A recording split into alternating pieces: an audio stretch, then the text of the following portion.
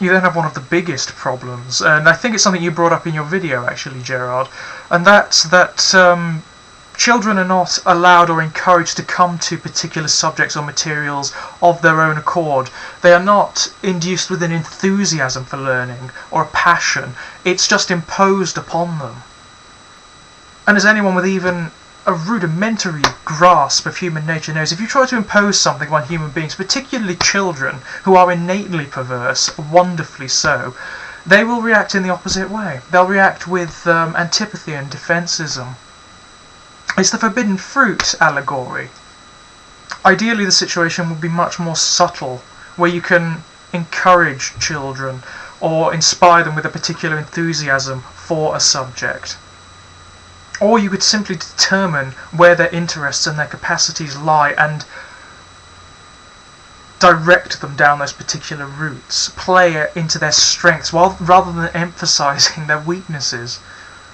But again, this kind of thing would require huge shift, and it would require the active dismantling of literally centuries worth of entrenched bullshit that has been accruing and accruing and accruing and accruing.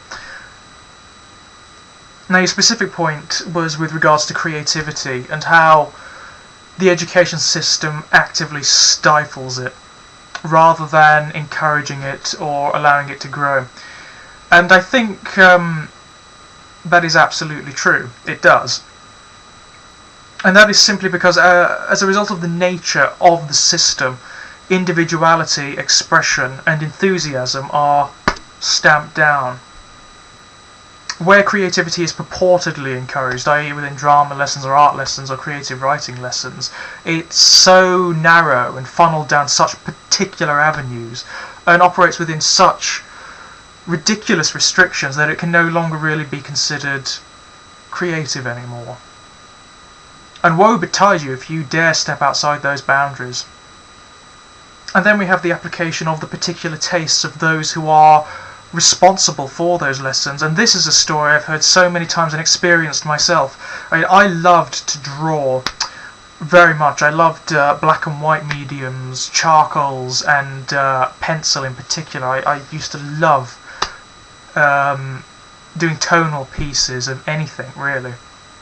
I was greatly enthused by it, and I made the mistake of taking GCSE art, thinking that it would be more of a creative outlet, it would be something of a release after the relentless academia of all the other lessons I was taking. Unfortunately, it turned out to be the opposite way. I actually dreaded art more than any of my other lessons. And that is simply because of the man who took it. He was to creativity what salt is to a slug. He was just corrosive. He was a mechanician. He had very definite ideas of what art was, of what subjects constituted art, of what processes were correct and what was not. And he imposed them with an iron fist. And unfortunately his perspectives did not accord with my own. So I have always loved very black, surreal, nightmarish imagery. That's what I favour. And I will never forget this. I will always remember it as something to rail against, something to spur me on to do what I want to do. He said to me once, possibly one of the worst things you could ever say to someone who is buddingly creative or whatever. He said to me, "We'll have to wean you off of this subject matter." And even back then I remember thinking, no, we won't. Because this is what enthuses me. This is what inspires me. This is what I want to record and to express. If you would prefer me just to make a technically apt rendering of a bowl of fruit or something, then fine. But don't pretend that it's art. It's not. It's no more art than a photocopy would be,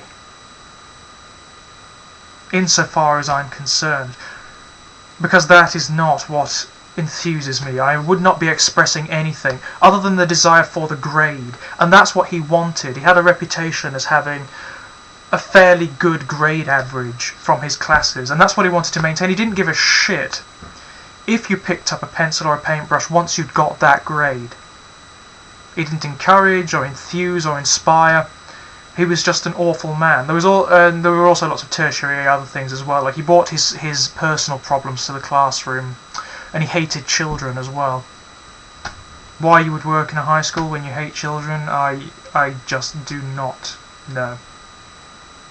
Because as a result of that, I actually didn't pick up a pencil or a paintbrush or anything for at least 3 years. It wasn't really until the latter days of university where I started drawing again, and even now I find it more difficult than I did before.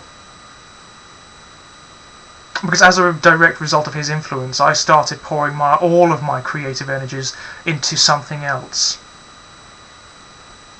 And it does seem to be a very common experience. I've spoken to many, many, many people who are creatively inclined, who have told me explicitly that were it not for their overwhelming passion for the subject, or for the means of expression,